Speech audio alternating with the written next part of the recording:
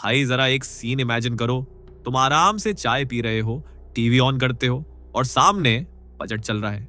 Finance minister बड़े style में speech दे रही हैं। हमने ये किया, वो किया, इतना करोड़ इधर, इतना करोड़ उधर। और तुम क्या सोच रहे हो? मैडम, मेरी सैलरी कब बढ़ेगी? सच बताऊं, इंडिया का 90% मिडिल क्लास बजट इसलिए नहीं सुनता कि PLI स्कीम क्या है या कौन सा कॉरिडोर बन रहा है। वो सुनता है सिर्फ एक उम्मीद में, इस बार टैक्स में राहत मिलेगी क्या। लेकिन हर साल क्या होता है? वही डायलॉग, अगले साल देखेंगे।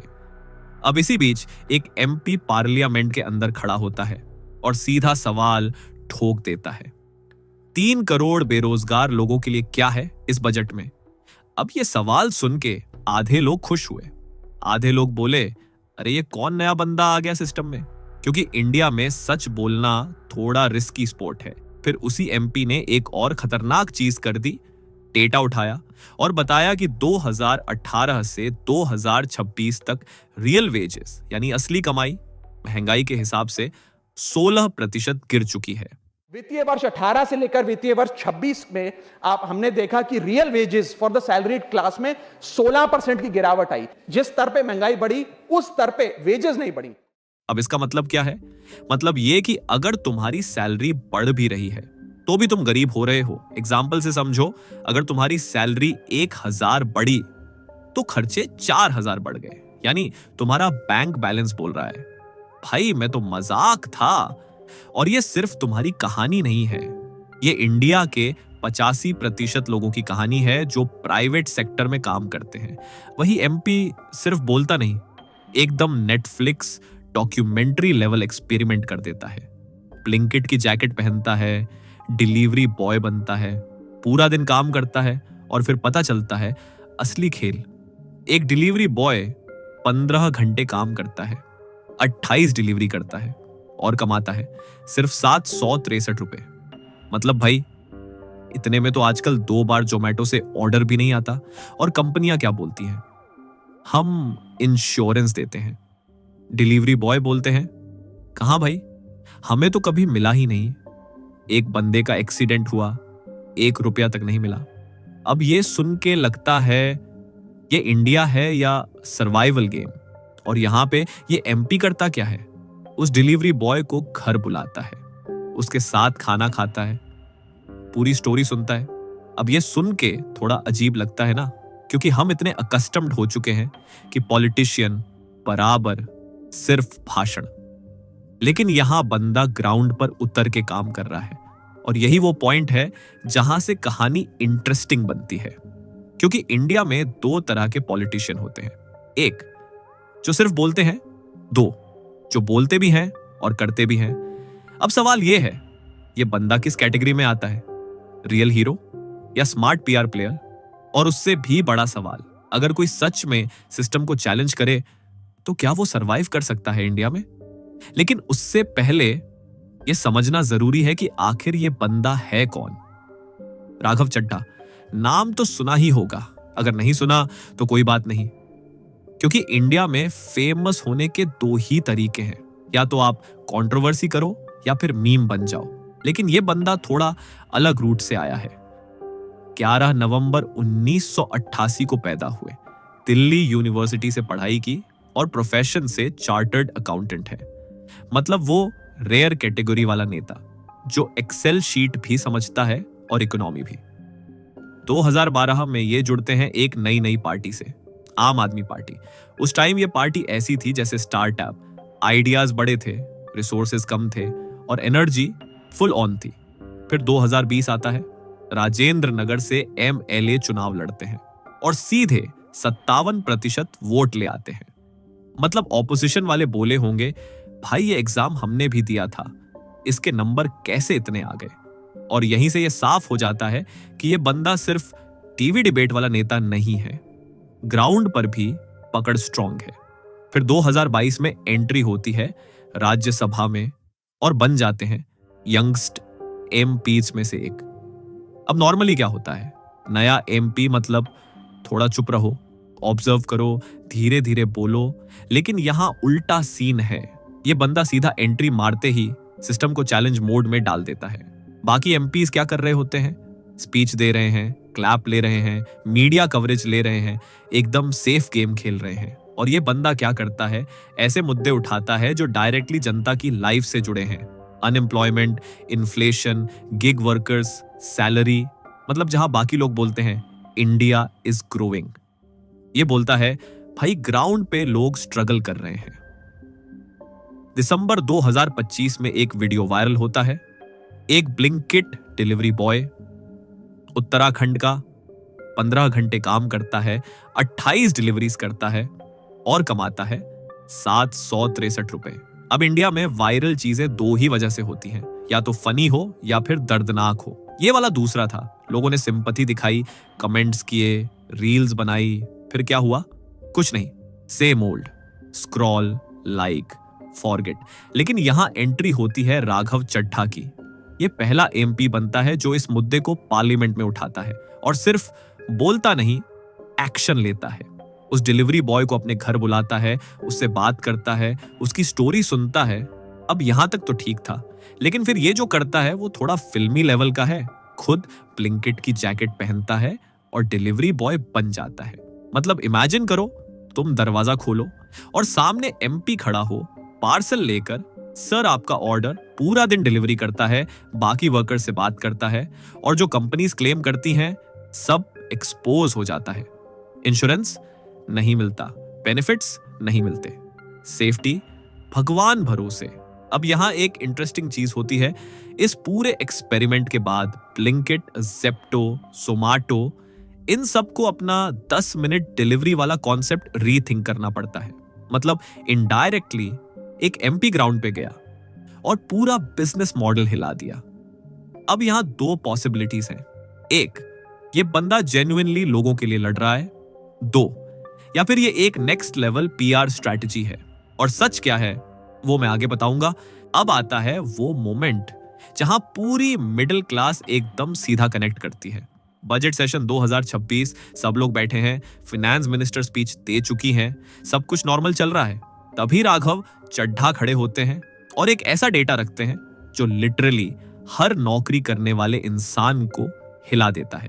वो कहते हैं 2018 से 2026 के बीच इंडिया में सैलरीड क्लास की रियल इनकम 16% गिर चुकी है। अब यहां रियल इनकम शब्द बहुत डेंजरस है, क्योंकि ये एक्चुअल रियलिटी दिखाता है। मतलब ये नहीं कि आपकी सैलरी कितनी बड़ी, बल्कि ये कि उस सैलरी से आप असल में कितना खरीद पा रहे हो। और यहीं पर पूरा गेम समझ आता है। कंपनी बोलती है कॉन्ग्रेट्स, आपकी सैलरी 10% बढ़ गई, आप खुश, फैमिली खुश, लिंक्डइन पे पोस्ट भी डाल दिया, फीलिंग ग्रेटफुल। लेकिन रियलिटी क्या है? महंगाई 20% बढ़ गई। मतलब आप टेक्निकली रिचर हो लेकिन प्रैक्टिकली गरीब हो गए। ये वही सिचुएशन है जैसे आपको 5,000 रुपए की सैलरी हाइक मिले और उसी दिन घर का रेंट 8,000 रुपए बढ़ जाए। अब सोचो, किराया बढ़ गया, दूध महंगा, सब्जी महंगी, स्कूल फीस बढ़ गई, पेट्रोल तो पहले ही रॉकेट बना हुआ है और आपकी सैलरी बस थोड़ा सा इंक्रीमेंट। मतलब जिंदगी एक सब्सक्रिप्शन सर्विस बन गई है, हर महीने ऑटो डेबिट और बैलेंस लो। अब यहां राघव चड्ढा क्या डिमांड करते हैं? Inflation linked salary revision act. सीधा कॉन्सेप्ट, अगर महंगाई बढ़ेगी तो सैलरी भी उसी हिसाब से बढ़ेगी। अब सुनने में ये इतना लॉजिकल लगता है कि आप सोचोगे भाई ये तो पहले से होना चाहिए था, लेकिन रियलिटी कुछ नहीं हुआ। सबने सुना, सर हिलाया और आगे बढ़ गए। मतलब जैसे व्हाट्सएप पर नोटेड भेज देते हैं, बस वही लेवल का रिएक्शन। अब यहां राघव चड्ढा रुकते नहीं हैं। वो जानते हैं कि डेटा सुन के लोग सो भी सकते हैं, तो थोड़ा एंटरटेनमेंट डालना जरूरी है। और फिर वो पार्लियामेंट में एक पोएम सुनाते हैं। लेकिन ये कोई रोमांटिक पोएम नहीं है भाई, ये है टैक्स पोएट्री। वो बोलते हैं जगने पर टैक्स, सोने पर टैक्स, हंसने पर टैक्स, रोने पर टैक्स, खाने पर टैक्स, पीने पर टैक्स, बच्चों की पढ़ाई, बुजुर्गों की दवाई, सब पर टैक्स। मतलब अगर सरकार चाहे तो सांस लेने पर भी जीएसटी लगा दे, ऐसा फील आता है। पूरी पार्लियामेंट में ताली बजती है, क्योंकि भाई रिलेटेबल कंटेंट था। हर आदमी अंदर से सोच रहा था भाई ये तो हमारी ही कहानी सुना रहा है। अब यहां पे एक इंटरेस्टिंग कॉन्ट्रास्ट है। बाकी एमपीज स्पीचेस देते हैं। ये बंदा story plus data plus humour सब मिक्स कर देता है। मतलब एक तरह से पार्लियामेंट को यूट्यूब बना दिया है। लेकिन अब बड़ा सवाल, क्या सिर्फ बोलने से सिस्टम बदलता है या फिर सिस्टम आपको बदल देता है? क्योंकि हिस्ट्री क्या कहती है, जो भी सिस्टम के खिलाफ जाता है या तो साइडलाइंड होता है या फिर सीधे suspend. Raghav Chadha suspended from Rajya Sabha. अब आम आदमी क्या सोचता है, ओहो जरूर कुछ बड़ा कांड किया होगा, लेकिन असली कहानी थोड़ी इंटरेस्टिंग है। अगस्त 2023 मॉनसून सेशन, पार्लियामेंट में एक बिल आता है, Delhi services GNCTD amendment type bill. Simple भाषा में समझो, तुमने दिल्ली में वोट दिया, गवर्नमेंट चुनी, सीएम बनाया। लॉजिक क्या कहता है, सीएम के पास पावर होगी, लेकिन इस बिल के हिसाब से क्या पावर जाएगी एक ऐसे ऑफिसर के पास जो सेंट्रल गवर्नमेंट अपॉइंट करेगी। मतलब तुमने पिज्जा ऑर्डर किया और डिलीवरी वाला डिसाइड करे कि टॉपिंग क्या होगी। लेकिन यहां राघव चड्ढा क्या करते हैं, वो कहते हैं भाई सीधे पास मत करो, पहले इसे कमिटी के पास भेजो। अब ये कोई इलीगल चीज नहीं है, पार्लियामेंट में ये एक नॉर्मल प्रोसेस है। कमिटी क्या करती है, बिल को डिटेल में एनालाइज करती है, फिर रिकमेंड करती है कि पास करना चाहिए या नहीं। मतलब एक तरह का क्वालिटी चेक। अब आता है plot twist. Raghav Chadha proposal देते वक्त 5 एमपीज के नाम सजेस्ट कर देते हैं कमिटी के लिए। प्रॉब्लम, उन्होंने उनसे परमिशन नहीं ली थी और वो 5 एमपीज तुरंत खड़े हो जाते हैं। भाई हमारा नाम क्यों डाल दिया? अब ऑनेस्टली बताओ, किसी का नाम सजेस्ट कर देना, क्या ये इतना बड़ा क्राइम है? जैसे स्कूल में टीचर बोले ग्रुप बनाओ और तुम किसी दोस्त का नाम डाल दो, वो बोले मुझे क्यों डाला? Same energy. लेकिन पार्लियामेंट में रूल्स, चेयरमैन बोलते हैं प्रोसीजर फॉलो नहीं हुआ, सस्पेंशन।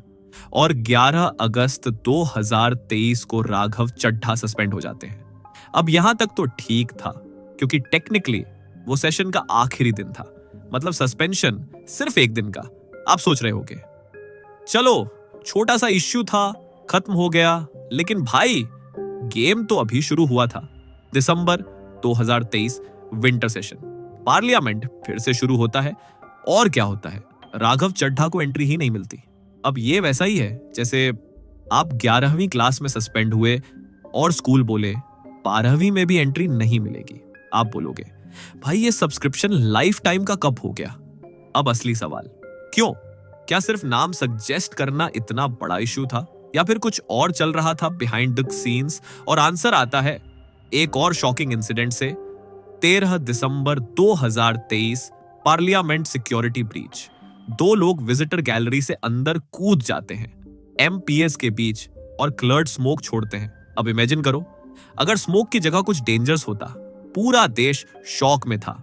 और अपोजिशन एमपीएस क्या मांग करते हैं, होम मिनिस्टर आकर एक्सप्लेन करे ये सिक्योरिटी ब्रीच कैसे हुआ। अब ये सवाल किसी भी डेमोक्रेसी में बेसिक है, लेकिन जवाब क्या मिला? 146 एमपीज सस्पेंड कर दिए गए। यस, 146। इतना बड़ा सस्पेंशन इंडिया की हिस्ट्री में फर्स्ट टाइम। अब सीन समझो, पार्लियामेंट के अंदर ऑपोजिशन ऑलमोस्ट गायब और बाहर 146 एमपीज बैठे हैं। और अंदर क्या हो रहा है, बिल्स पास हो रहे हैं फास्ट फॉरवर्ड मोड में। डेटा प्रोटेक्शन बिल, नए criminal laws, social media rules, सब कुछ जल्दी जल्दी। मतलब जैसे एग्जाम में इन्विजिलेटर बाहर चला जाए और अंदर सब स्टूडेंट्स फुल स्पीड में लिखने लगे। अब बड़ा सवाल, अगर ऑपोजिशन अंदर होती तो क्या ये बिल्स इतनी जल्दी पास होते? शायद नहीं, क्योंकि डिबेट होती, क्वेश्चंस उठते, चेंजेस आते। लेकिन जब सवाल पूछने वाले ही बाहर हैं तो गेम इजी हो जाता है। और यही कनेक्शन आता है। राघव चड्ढा का सस्पेंशन सिर्फ एक छोटी गलती थी या फिर एक बड़ा पैटर्न? अब आता है वो असली सवाल जिसके लिए तुमने ये वीडियो क्लिक किया था। क्या राघव चड्ढा सच में एक जेन्युइन पॉलिटिशियन है या सिर्फ एक स्मार्ट पीआर मशीन? सीधा जवाब है दोनों। और ये कोई घुमाने वाला जवाब नहीं है, यही रियलिटी है। एक तरफ देखो तो ये बंदा पार्लियामेंट में जाता है, 80% प्लस अटेंडेंस रखता है, मतलब सिर्फ कैमरा दिखते ही एक्टिव नहीं होता, और वो मुद्दे उठाता है जो सीधे तुम्हारी जिंदगी से जुड़े हैं। महंगाई, बेरोजगारी, सैलरी, गिग वर्कर्स, जहां बाकी लोग बड़े बड़े सपने दिखाते हैं, 5 ट्रिलियन इकोनॉमी। ये बंदा पूछता है, भाई महीने के आखिर में पैसे बच भी रहे हैं या नहीं? और यही चीज इसे अलग बनाती है। लेकिन दूसरी तरफ ये भी सच है कि राघव चड्ढा को पीआर खेलना आता है और काफी अच्छे से आता है। ब्लिंकिट वाली वीडियो देख लो, camera angles perfect, editing top class, storytelling ऐसी कि नेटफ्लिक्स भी शर्माए। मतलब ये सिर्फ काम नहीं करता, ये अपने काम को दिखाना भी जानता है। अब कुछ लोग बोलेंगे ये तो पीआर है, लेकिन भाई आज के टाइम में अगर तुम अच्छा काम करके उसे दिखाओगे नहीं तो किसी को पता भी नहीं चलेगा। मीडिया अपने आप आकर स्पॉटलाइट नहीं देने वाली। तो अगर कोई नेता खुद ही अपना काम रिकॉर्ड करके लोगों तक पहुंचा रहा है तो इसमें गलत क्या है? गलत तब होता जब बंदा काम कुछ करता ही नहीं और सिर्फ दिखावा करता। लेकिन यहां कम से कम काम भी हो रहा है और दिख भी रहा है। असल में प्रॉब्लम सिस्टम की है। अगर कोई नेता जेन्युइनली काम करता है लेकिन पीआर नहीं करता तो उसकी आवाज दब जाती है। और अगर कोई सिर्फ पीआर करता है लेकिन काम नहीं करता तो वो जीतता रहता है। इसलिए आज के टाइम में सर्वाइवल के लिए दोनों जरूरी हैं, काम भी और दिखावा भी। और यही कॉम्बो सबसे ज्यादा डेंजरस भी होता है, क्योंकि ऐसे लोग ऑपोजिशन को खटकते हैं। सीधी बात है, जो सवाल पूछेगा डेटा लेकर आएगा और लोगों तक अपनी बात पहुंचाएगा, उसे चुप कराने की कोशिश तो होगी ही। तो अब फैसला तुम्हारे हाथ में है। तुम इसे हीरो मानो, पीआर किंग मानो या दोनों का कॉम्बिनेशन। लेकिन एक चीज क्लियर है, ये बंदा कम से कम सवाल तो पूछ रहा है। और डेमोक्रेसी में सबसे इंपॉर्टेंट क्या होता है? सवाल पूछना। क्योंकि जिस दिन सवाल बंद, उस दिन समझ लो गेम ओवर। अगर वीडियो पसंद आया हो तो लाइक करें और ऐसे ही समझने वाले कंटेंट के लिए चैनल को सब्सक्राइब जरूर करें। मिलते हैं अगली वीडियो में, तब तक सोचते रहो और सवाल करते रहो।